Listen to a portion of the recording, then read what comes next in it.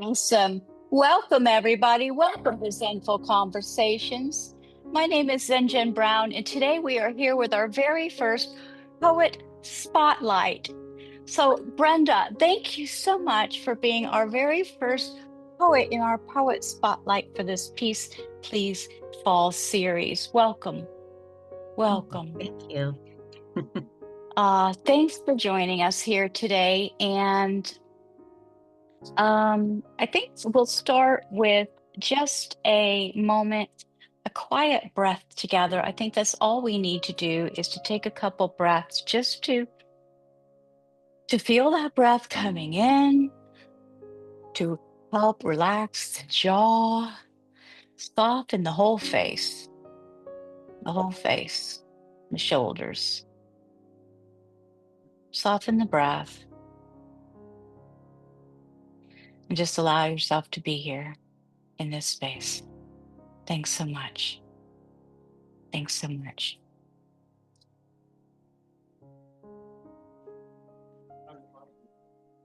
So this space, Poet Spotlight, was created so we can slow down for a little bit, so we can listen deeply and honor one poet at a time. It's more than about poems, it's about presence, about letting words remind us that of what's still real and what lives inside of all of us and what's alive inside of us, and just authenticity all the way around and softness in this world. And I just couldn't be more delighted than to share this time with you all today. So today we welcome Brenda Wildrick, whose words carry that spark of truth that wakes something up inside. As you listen today, notice what moves in you. You don't need to think about anything or figure anything out. Just feel something today. Yeah, Brenda, welcome. Thanks so much for being here. Hi, yes, thank you. So good to see everyone. Um, yeah, I was gonna read some poems from my book. Oh, I remember I can't have my background blurred if I'm going to show books. Okay. So this is the book On the Train for Somewhere Else. And we have a little break here. When I'm not reading, I will put the links in the chat. I also have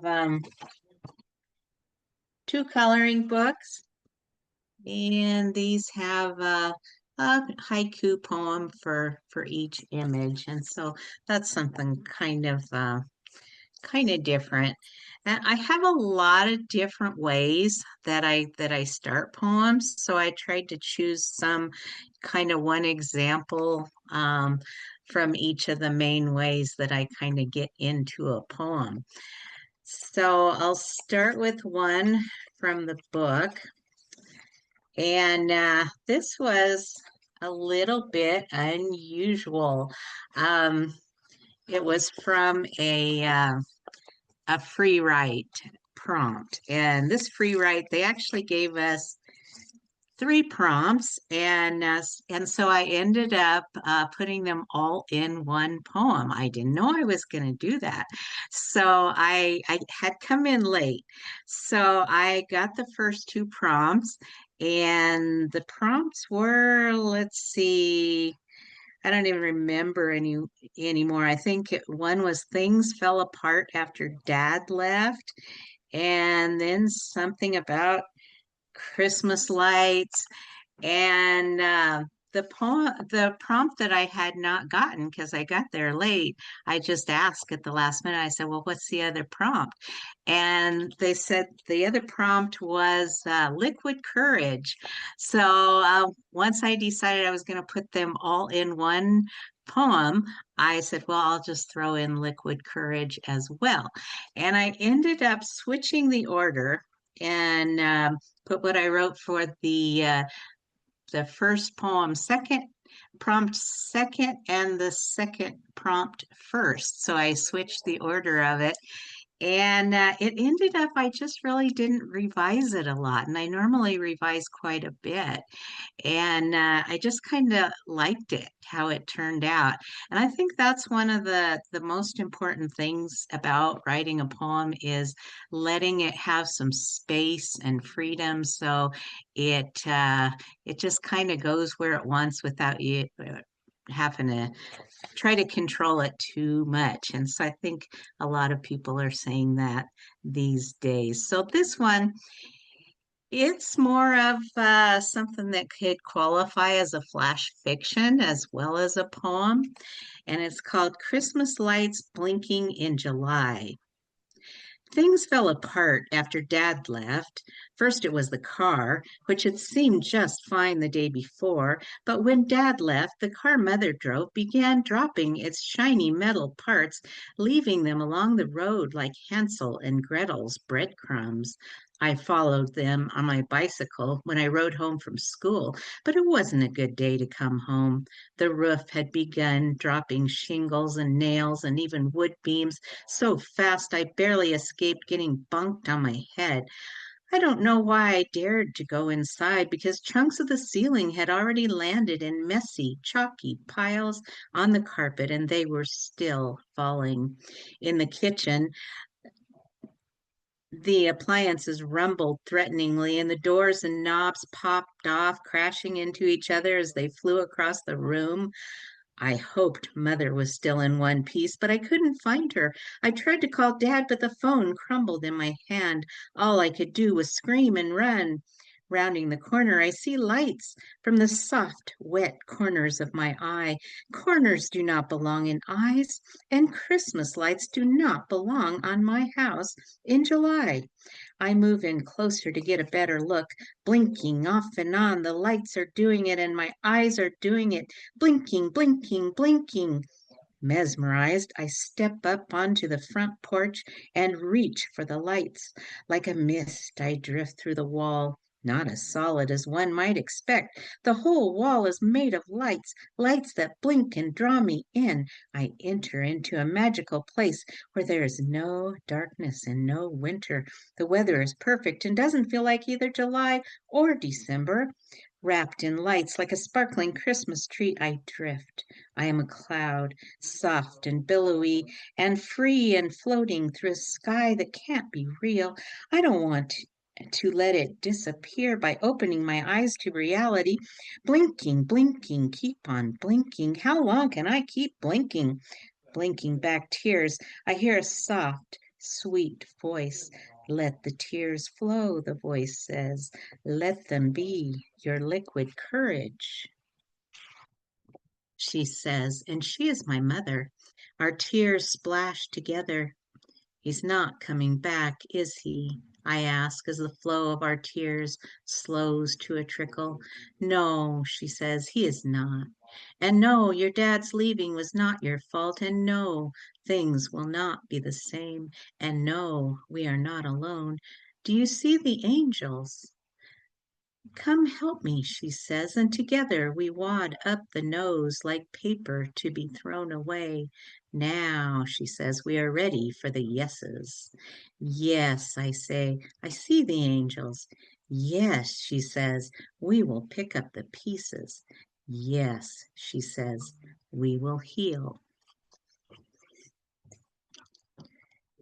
All righty. Thank you. Oh, yeah. Um, I want to Are take we a running breath out of time? between. No, I just want to take a Okay. breath between each poem because so much is said there, and I do want to see if anybody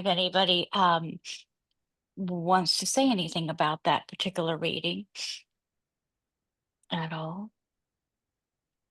So Okay. vivid. Like I felt like I was there, like on this journey with you. It was just so good and it would make a great bedtime story, like, to read. And the way you read it is good. That blinking, blinking, blinking. It just wonderful, wonderful.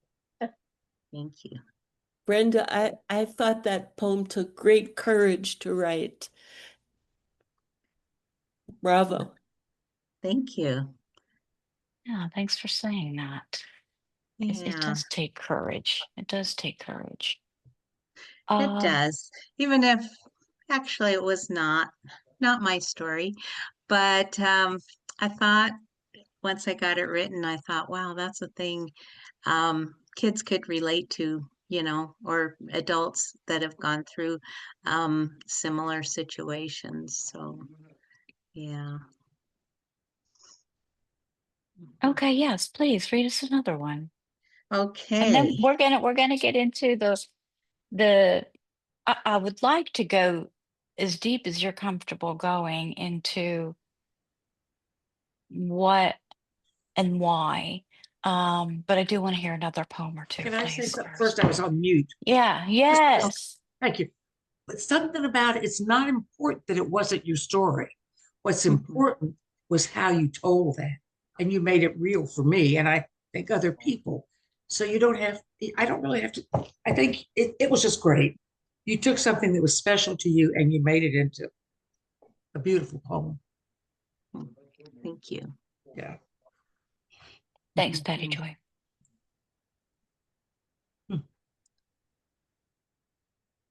Okay, so this one, the next one, um, this is a thing I wrote almost all my poems using this kind of strategy for about a year until I got a little bit tired of it. And so I still use it quite a bit, especially when I need to write a poem fast, because I do write a poem every day. And some days it's hard to fit it in.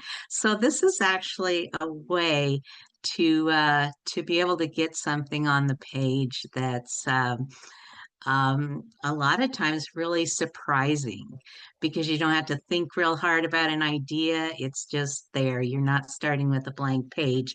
So this technique was something I learned from Diane Glancy in a workshop last September, where you take a poem, any poem that interests you, and you write either all or some of the lines and in random order. You don't want to put them in exactly the same order, and leave spaces in between them.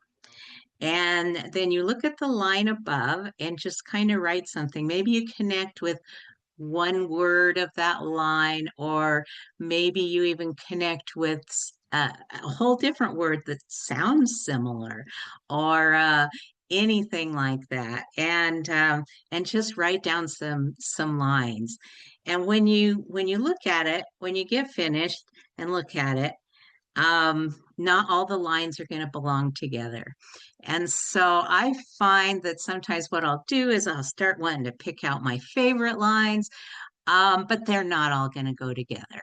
So if you pick out some that go together and just start writing them down and put them in different order, and you're probably going to have to change something. Like I've noticed some of them will have he or she or you or I or they. And so you might want to change all that so that it kind of matches and flows and goes together.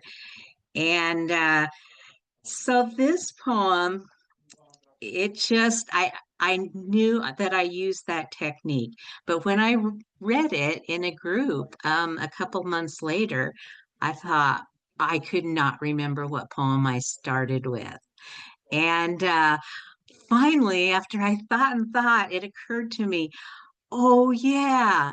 'Twas the night before Christmas and all through the house. And that really surprised me because there was nothing recognizable from that poem.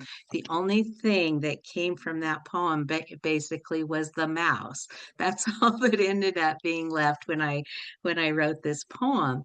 Some other things that kind of came into that is I wrote it for a contest, which the prompt was noises in the night. And that's why I thought of that Christmas poem because, I thought, wow, that's kind of a noisy night with the, reindeer landing on the roof and all that kind of thing. So I thought maybe I can get something that goes with noises in the night. And then also this was right after the hurricanes and all that in 2024.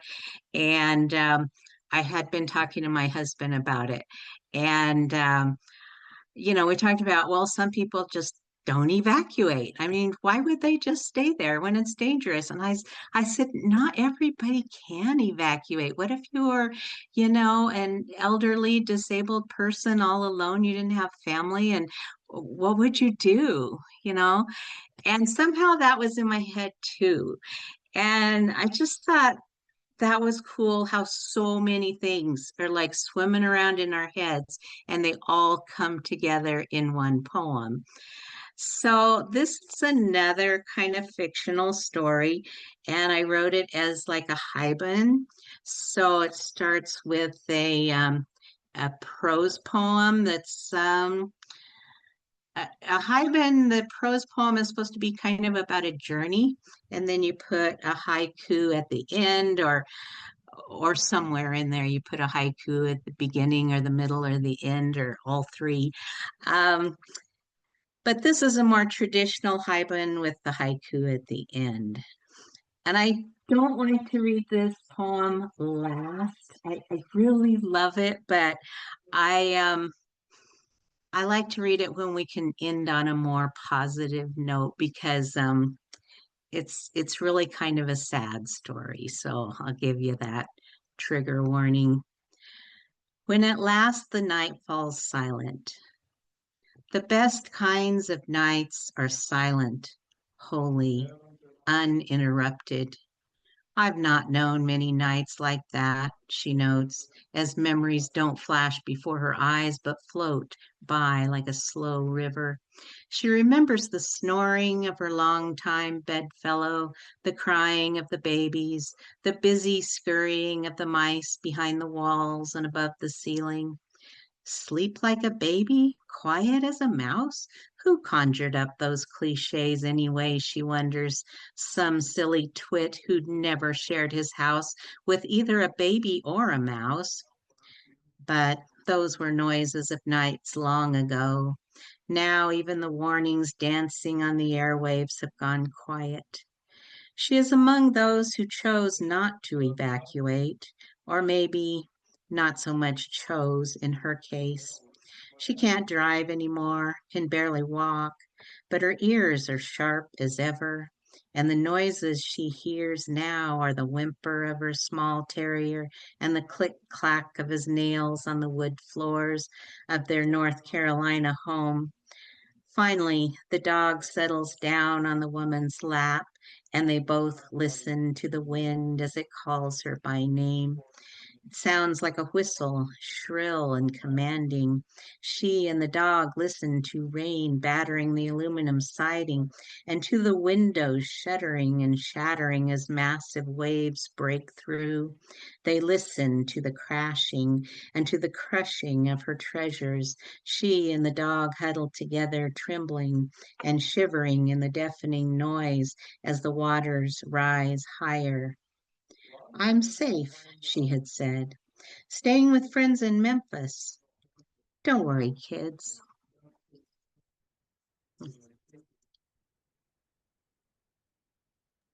Thank you.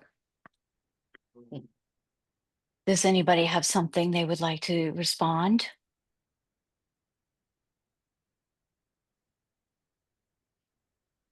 Okay. Do you have another one you want to read for us?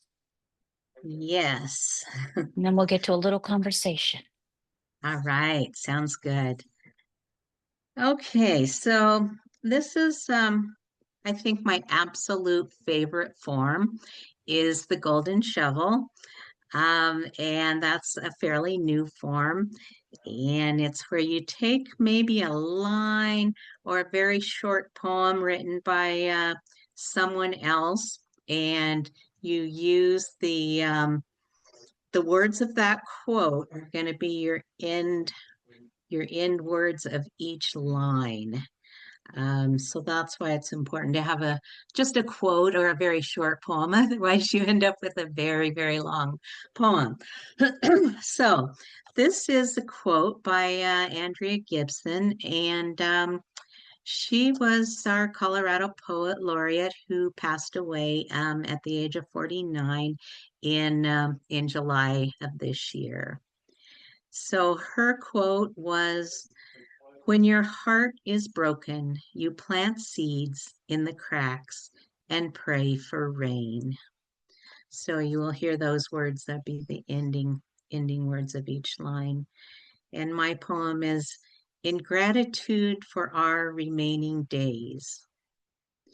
This is one of those years when the world is on fire. Let not your heart be troubled, the Bible says, as my heart beats in rhythm to stomping boots. This is the sound of anxiety, fear, broken dreams, shattered hope. But I smile for you. I sing you a song of spring as we plant our gardens with sunflowers, whose seeds feed sparrows, the sparrows who join us in our symphony. We refuse to worry in the presence of birdsong and flowers. Cracks may form in our celebrations, and bombs may explode around us, but we pray. We hold each other in gratitude for every ray of sunshine and every drop of rain.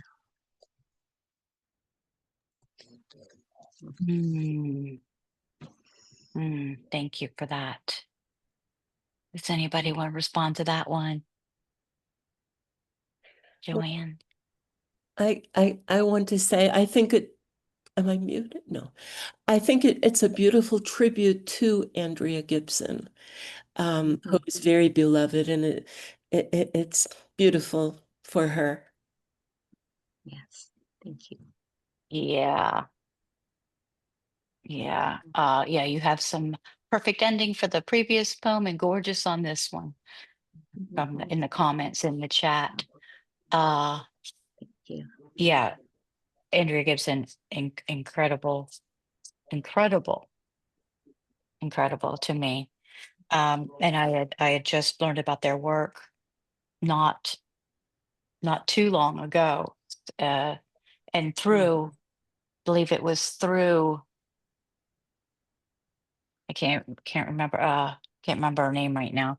Anyway, um tell us, if you will, a little about your journey with writing, like why you write, um, what called this work, your work, into being, and what it means for you, as deep as you feel comfortable sharing, of course. Okay. Yeah. Well, I'm not one of those people that started writing when I was, 7 or 8 or anything. I basically started writing um, stories and poems when I was 50. So, but it kind of goes further back because when I was a kid and thinking about, what I wanted to do with my life, I had three main interests. And one was mental health, one was writing, and one was art. And I pretty much focused my whole career on mental health. I worked 34 years in a mental health center, and I liked that. But when I was ready to retire, I was like, oh yeah, I remember now my other my other interests. But age 50 was about 15 years before I actually did retire. So I had a sort of a friend, sort of a male friend or whoever, former coworker who had a lot of issues, and I kind of thought I could fix him. And so he was on an internet site way back in 2008. They had those back then too. And so I joined that site, and I thought I could try to communicate with him anonymously. So I did not know anything about computers or anything like that, but I had to try to figure it out, and I made myself different persona and try to communicate with him through poems and stuff. And after a while, I realized, yeah, I wasn't gonna fix him, but I realized that, hey, maybe I have something to say to other people and also myself through this. And so I continued on posting stuff on that site where I would make like a poem or a story and make a drawing to go with it. And it just became something that was I was very, very passionate about. And so I just continued with that. And I met Judyth Hill at some point, and she's the one that has a publishing company that published my books and everything. But I met her, quite a few years before all that happened and went to a retreat with her. And, she was asking where we all were with our writing and where we wanted to get to. And I said, you know, I have like four big boxes of stuff, handwritten and stuff I've written and printed out. And I don't know where to start. So she really worked with me and helped me narrow it down. And what did I really want to put in my first book? And so that was in 2023. And now, especially doing a poem a day, I have got hundreds of poems still. And some of them are published in anthologies and here and there. And I like to enter poems in contests, and that's always exciting. And but I'll just say it took a very long time of entering contests before I started actually winning anything. And so if anybody's starting on that journey, it takes persistence and study and trying to figure out what really makes a poem that's gonna win a contest. And still there's poems that I write that mean a lot to me. And like, I know this isn't the one I would send in for a contest, but it means something for me. And I kind of struggle to keep things positive because I find that, sometimes I really like stuff that's just like has a lot of um kind of like power to it, but like a gut punch, I think is what I'm trying to think of. And so I have to kind of make myself say, hey, I don't know if that helps anybody or not. So I got to move on from there. And it's tricky, how to make a poem that's going to really express how you feel, but then maybe end up on some kind of positive note, not a hopeless note. And I've found that I can't just write stuff that ignores all the underlying struggle that's Well, going yeah, on. that's to me the interest in this conversation is the underground. You know, you're not, I don't think anyway, um, writing for this level. You're writing for this level. Your words feel this level for the most part that I'm noticing anyway. So, Mhm. yeah, what does it do for you, do you figure, your writing? What does it really do for you? Well, I'm thinking I'm not so conscious of it anymore, but it used to be when I kind of really started getting into writing. I realized I could be in just a mood where I was feeling really hopeless and really stressed out, and the writing would kind of bring me to a better place. Mhm. Have you been able to resolve resolve things that might have been buried or issues? Have you been able to use your writing to work through things in life? Hmm, that is a good question. I think I'm still somewhere in that process, and I don't think I have a lot really buried right now, but there are times when I really write about things that were going on in my adolescence and stuff where I really did have some struggles, just trying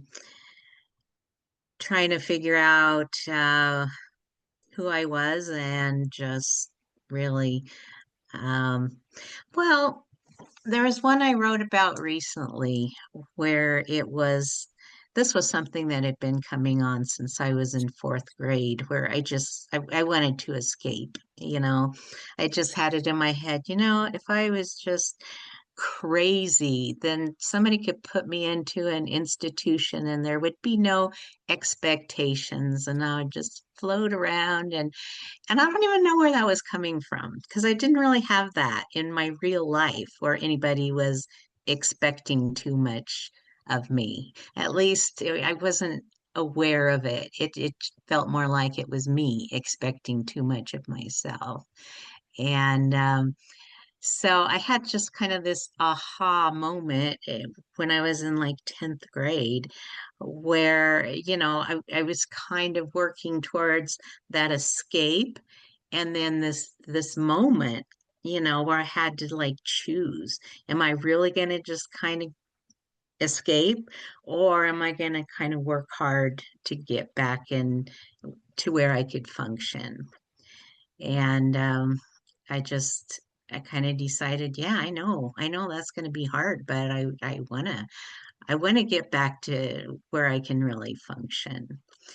And, a couple of years later, this was such an exciting thing. I had gone on like a trip with some kids from school, and it was like a school sponsored trip and everything.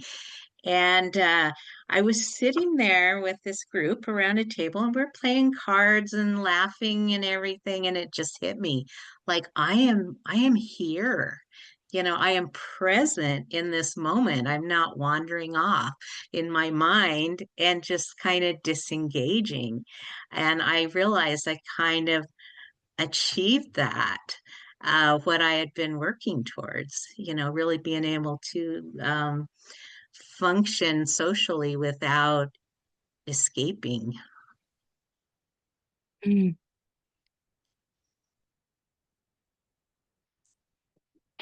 Did that anything stirred in anybody? Does anybody have any comments they'd like to share or ask of Brenda at the moment?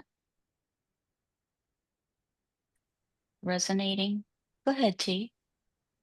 I think that's the most remarkable origin story for a writer that I've ever heard. That's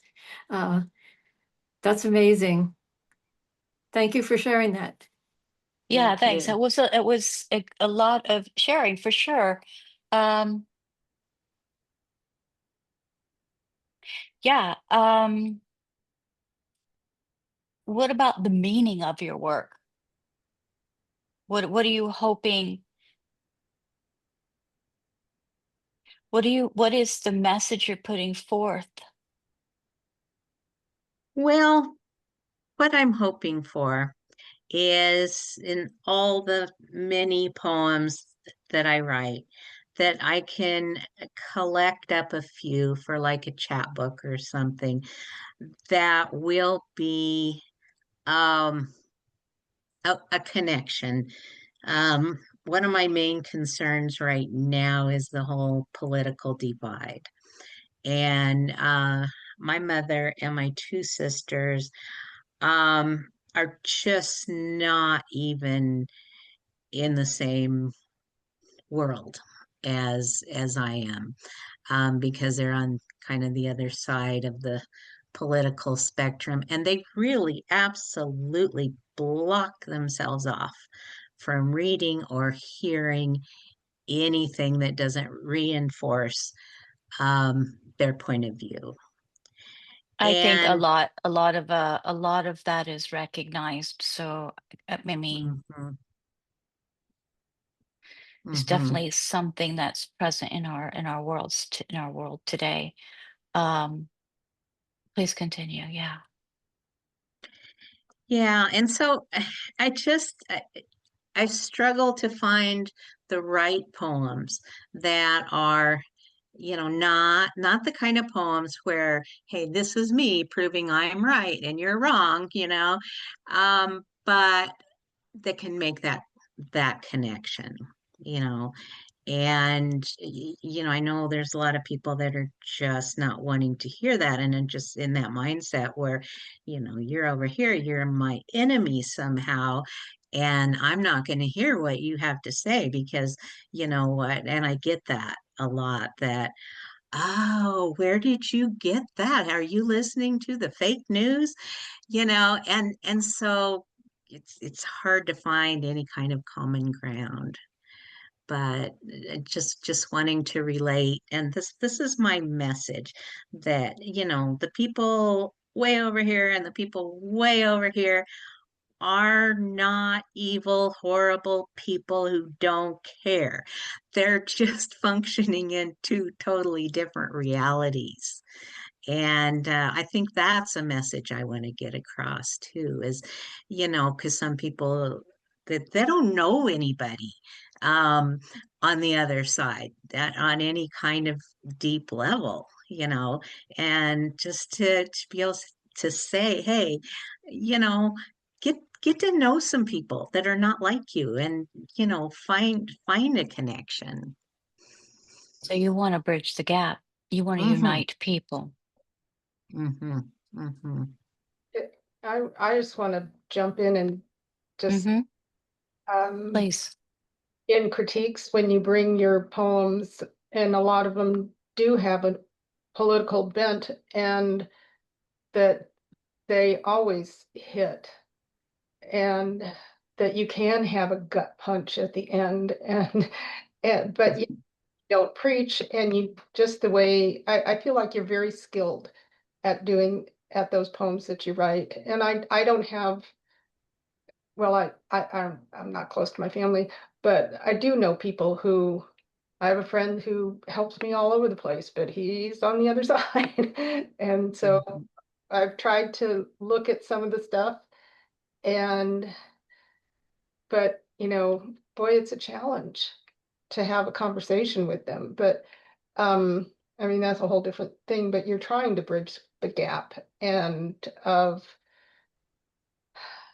and I think you do a great job with of course I'm right on I'm on your team. So so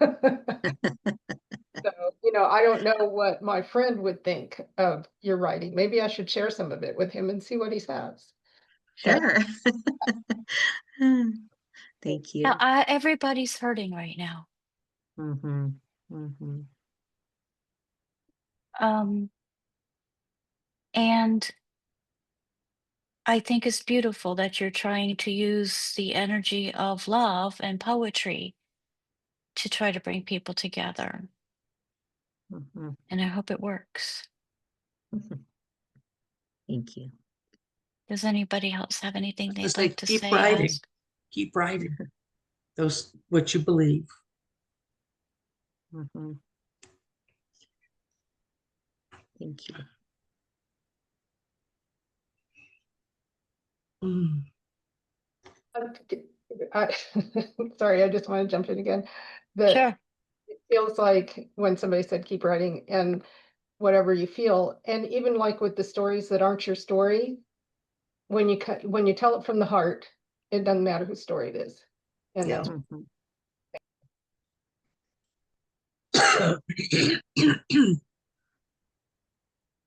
Um, Brenda, how about would you like to give an invitation for everybody to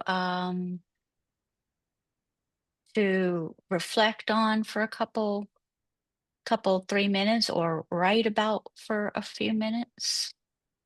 A Sure. reflective question for the group, opportunity to Yes. write or contemplate. And it'll only be like about 3 minutes. Okay. Well, I had a question. Now I don't know what happened to my notebook where I wrote it Oh, down. Um, this is live, yeah, live I know there's conversation. always things like that happen. So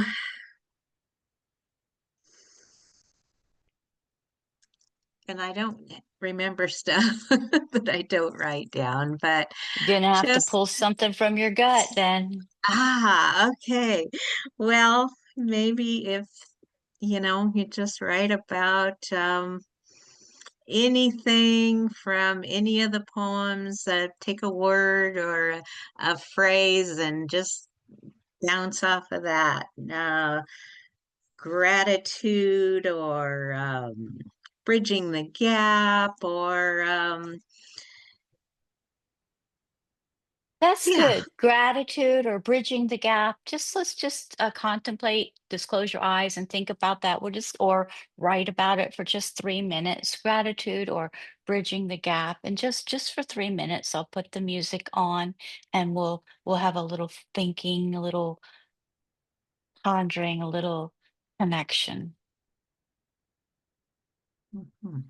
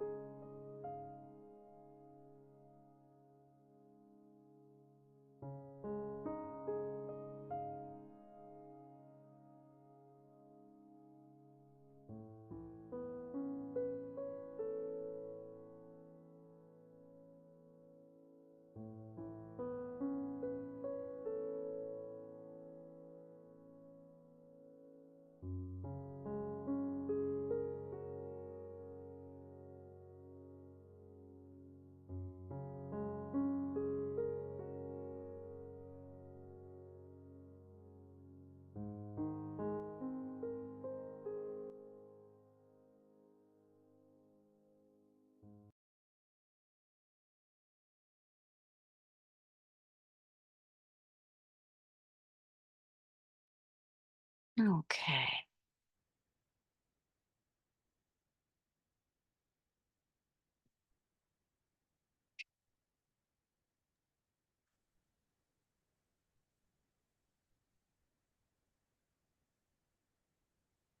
I wanted to open this up to community sharing here. I also wanted everybody to notice in the chat box, Brenda has posted where you can take a look at her books. We've got 2 coloring books there and a book of poems, poems for times such as this. Poems for times such as this. Does anybody like to share anything they had thoughts on with the gratitude or bridging the gap? Please, Patty Joy, go ahead. This is not finished yet. And I keep adding on to it. It's 2 words or so at a time. But this is from today. Dark, cold. We venture outside. Tomato and basil wilted. She wanders into the grass, and I look up to the sky, that which has evaded me. Stars appearing as tiny white pinholes in the night sky, letting in light from a greater brilliance beyond. And I haven't seen the stars, and I don't know how long. And I I sat there, like how you described them there. Yeah. and you look up, and I thought, oh. So my thing is, once it gets dark, I'm going to go back out to the back and sit in that chair, and then I'll go out early in the morning to watch them. I haven't done that. I'm usually in bed before it's dark. It was beautiful. I'm working on it. Mm. Thank you so much for sharing that, Patty Joy. Thank you so much. Yes, Katie, please.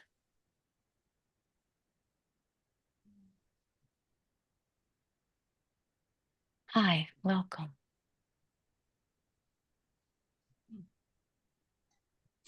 Still can't hear you, although it looks like you're unmuted.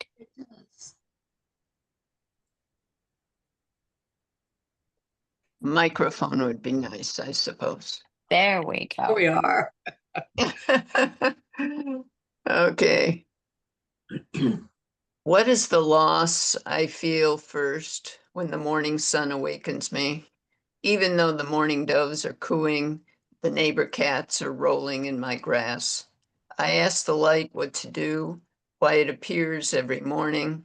I hear Maya Angelou say, "Rise up, grab your pencil and paper." Ooh. Light again. Light.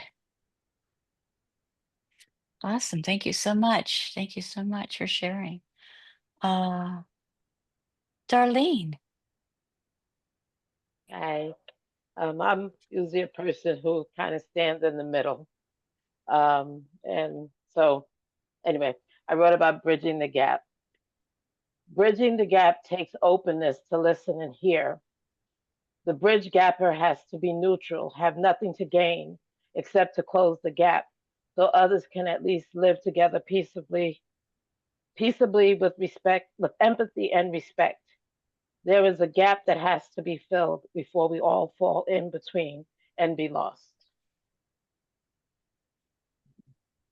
Thank you so much. Your words speak such truth. It was the same way for me, it felt in that when you read your peace poem at the open mic the other day.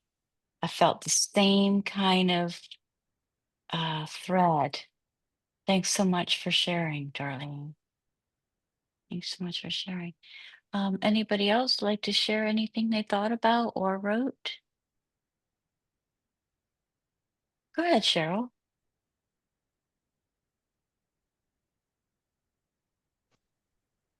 Mine's about bridging the gap as well. And I always think about this when people talk about this issue. And it's kind of what I try to say to my son who thinks it's the end of the world. I live in Canada, and the issue that you're talking about, unfortunately, is worldwide. So I would think that your poems will be accepted in the whole world, because right now it seems to be infectious. So anyway, I have a dream that one day we all find our way. We somehow see that life is not as threatening as we initially believed. If we have the aptitude to look back on history, even as far back as 1003, when Viking raids were the thing, there have been a multitude of desperate days. All were eventually resolved. It seems to be the human condition. This is just a small minute in time in the grand scheme of things. You need to be a student of history to truly understand. Pushing the limits only to somehow circle right back to where we started and where we belong. Mm, thank you. Thank you. You're doing good on this writing thing, right? Cheryl's doing great with all of your practices, I might say. Oh, thanks. I guess I have a lot to say. That's why. Well, you just started, but Cheryl's been part of even the yoga community for years, so I just feel as probably should have said all that, but I'm just saying that It's because that's nice. Thank you. it's judgmental, but I just want to say that Oh, I it's nice. recognize your efforts, and it's beautiful what the fruits that you're showing here, so thanks so much. Yeah. Yeah. Katie, did you want to say something? Yes, I did. I've been here and there with my phone and off, and now I'm on my computer, but so I probably missed some things. But I'm wondering if Brenda, so I'm with Arizona State Poetry Society, and Brenda is charge of workshops, and I'm not sure if she brought that up, but I just want to add that she is a valuable, valuable volunteer for our organization. And talk about bridging the gap, because really our goal is to be very inclusive of all poets and what they have to say and how they're using poetry to express their feelings and at times heal and express joy. So if she didn't give that thumbs up to herself. I just wanted to be sure that people knew the great job she's doing for the society and bringing workshops to us. Wonderful. Thank you. Because you. yes, words of encouragement of support are encouraged. And that's part of this as well, to spotlight and feature. So thank you so much for bringing that in, and for saying that. Uh, yeah, Joanne. Yes, I just wanted to point out a nugget of wisdom that I heard in Darlene's writing, which was the bridge gapper should have nothing to gain except bridging the gap. I thought that was so perfect and important and true.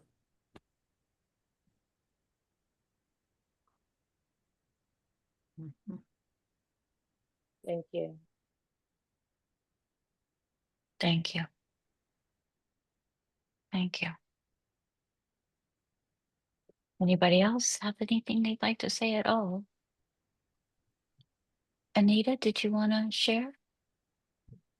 I have a very short poem. It's not really taken from Brenda's lovely poems, but I'm just thinking about my own life. It's very short. In late afternoon, the mother rabbit appears, where her child was killed. Now that my loved one has died, we console each other there at sunset. Mm. Thank you.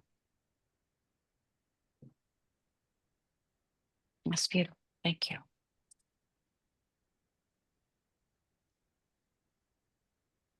Brenda, what do you want to say here? Or what did you write about? Oh, I was putting links in the chat. I didn't write too much.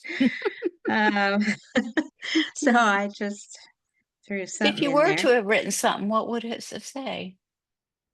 A red wooden bridge has collapsed. Loose boards float. How can I reach the other side? I consider the options. Repairing the bridge, building a boat. Won't that take way too much work?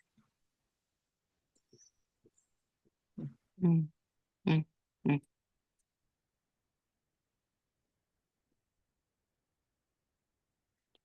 If okay with everybody, I'd like to go around and touch base with everybody and ask you for any final word you would like to say or offer, or um, how are you leaving here today, or what are you leaving here with today?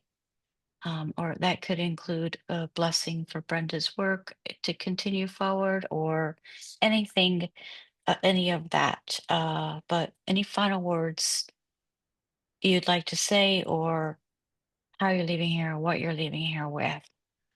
Um, Patty Joy, you want to start us off with that?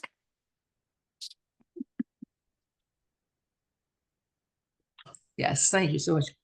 I feel fulfilled with all that I've heard. It just kind of goes through my pores and into my body. And it's healing to hear your poetry and your words and the gentleness and kindness that come out in those words. I'm very grateful. Thanks so much, Patty Joy. T. Deeply touched.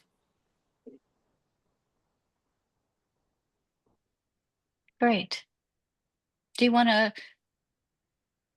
expand on that, or is that you want to leave it at that? How were you touched? I think the poems and the discussions today deeply touched the pulse of both public and private suffering. Mm, mm. Thank you. Thanks. Joanne.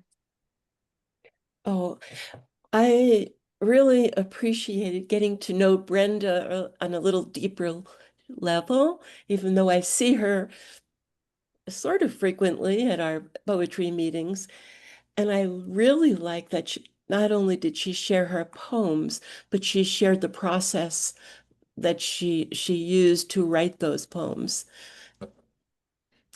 Very appreciated. Yeah. That's how I'm leaving here, with appreciation. Awesome. Thanks so much. Yeah, that was cool that you shared your process like that. Yeah. Katie.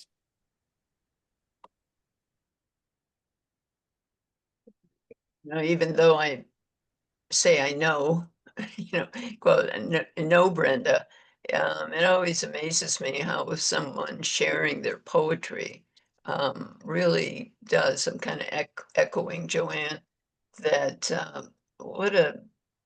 because we really put our heart into our work, into our thinking, and the result is so moving. I guess that's what affects us all, because we are vulnerable.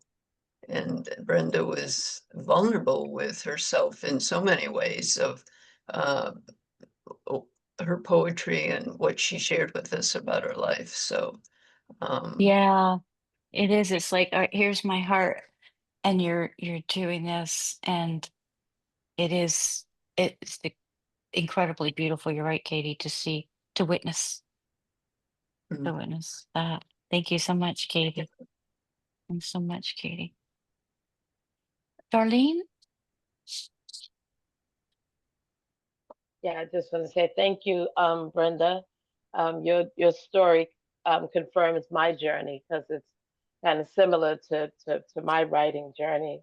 And also, I haven't been with this group very long, but the times that you have shared anything, you always give extra. You always share something that you learned, and I appreciate, because I always have a pen and a notebook, and I'm always writing. And I say you're a fixer, right? You're someone who likes to fix things. But I appreciate how you just share and you give, and this was really good. Your poems are wonderful. And I also wanted to share with the group. I'm a quiet person until I'm not. So sometimes when people might say something, I might not say nothing back, but I do appreciate it. But again, I'm quiet until I'm not quiet. But I do thank you. Anytime you say something nice to me, when I do something, but I'm not a big talker. But anyway, but I am a big talker, but I'm not a big talker. If you understand what I'm saying. Don't get me But started. exactly. But I appreciate you, Brenda, and I appreciate everybody in this group, and you too, Jen. Thank you.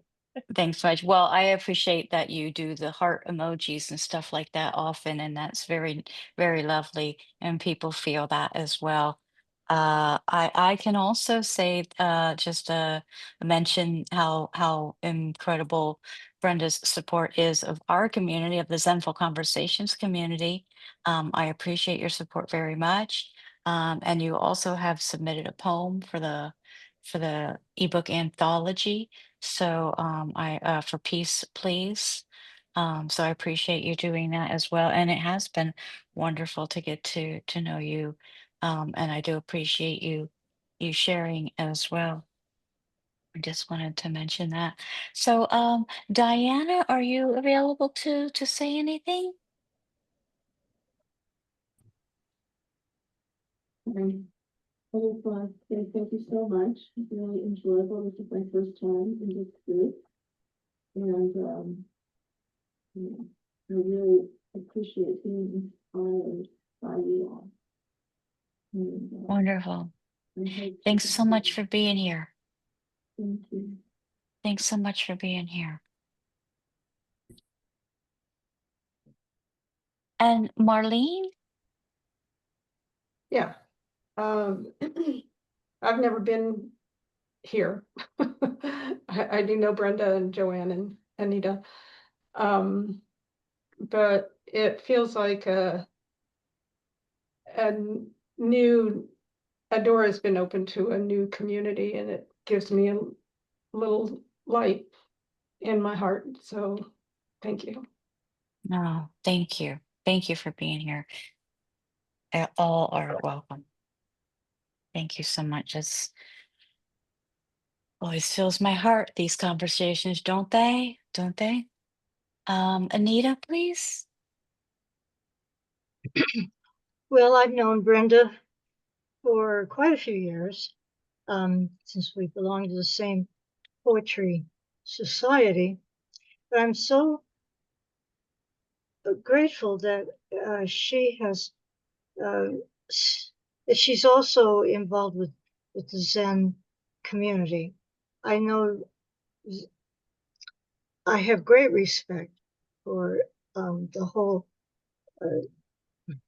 Zen practice and what it can do to our inner life.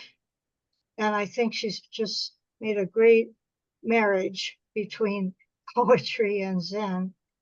And I'm glad I'm grateful that she extended an invitation to her poet friends to join her in this beautiful combination here, this of joining communities. Yeah, we need to band together now. If not now, I don't know when, right? So that is so real and so true. Thank you, Anita, for sharing. Cheryl?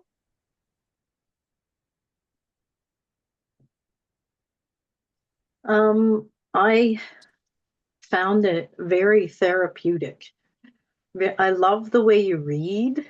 You're so calm. I felt like I was when I was a kid in bed listening to a bedtime story. I really, really enjoyed it. I love that. I could sit there and listen to you for 2 hours. It was therapeutic for me. Yeah, it's kind of ooh. I find Just myself following beautiful. your words, like going here, Relaxing. going And like that. as Jen knows, I can use some of that therapeutic calming stuff in my life. So it was well timed and perfect. Thank you. Wonderful. Did I get everybody? Did everybody say what they want to say? I want everybody to leave here feeling complete, not like they wish they had said anything. So let's make sure we get everything that wants to be said here. Okay, Brenda, do you have final words or a final poem you'd like to share? Well, I just want to say thank you. Thank you all for coming and for your kind words. I just really appreciate you so much. And I hope that you will come again to some of Zen Jen's other things. She's got stuff happening, like a lot of cool stuff happening. So yeah. Um, Anyway, I just wanted to say thank you, and thank you, Zen Jen, for this opportunity. It's just like a lot of fun. I will read one more poem from the book, and that was sort of a subtitle, A Time Such as This. And I have a poem in the book that's called A Time Such as This. The wind whispers through locked doors. We are dust collecting, coloring outside lines, drawing circles around language that has seen but is not believed. We speak of earthly things, we speak the words of God. We are losing what we thought we knew, but we will collect the fragments and nothing will be wasted. The sea has been stirred up, the sky has already grown dark, but we belong to these days. We have been born for a time such as this. Peace be with you, and do not be afraid. Thank you. Oh, I felt that. And also with you. Yeah. Thank you, Brenda. Thank you for blessing us here today with your truth, your light, your words, and may we now bless you. May your work continue to ripple outward, finding the hearts that need it most. May your voice stay rooted in truth and your creative fire stay tender and strong. May you always feel the love and connection that you've shared here with us today. To everyone gathered here, thank you so much for being here, for listening with such presence and with heart. May each of us carry something from today into the days ahead. May peace walk beside you, and may poetry keep lighting your way. In gratitude. Namaste. Yeah, please visit zenfulconversations.com. And we have a lot of things on the schedule. And thanks to our supporters, they are at no charge. In deep gratitude. Thank you. Namaste. Thank you, Tim. Thank